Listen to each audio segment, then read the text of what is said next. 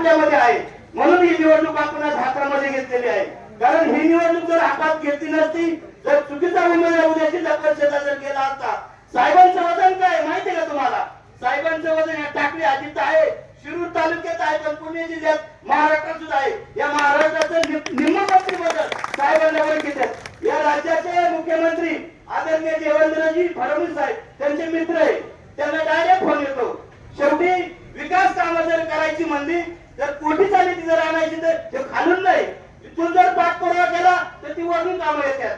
मग वर नेते मंडळी आपली सगळी भाजपची, काळजी करायचं काम नाही, आपलं सगळं वर्क चांगलं आहे.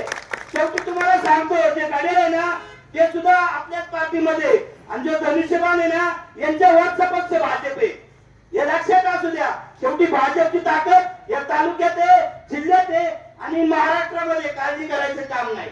मित्रांनो, सांगायचं जर म्हटलं, ही निवडणूक आपल्याला विकासाच्या मुद्द्यावर लढायची.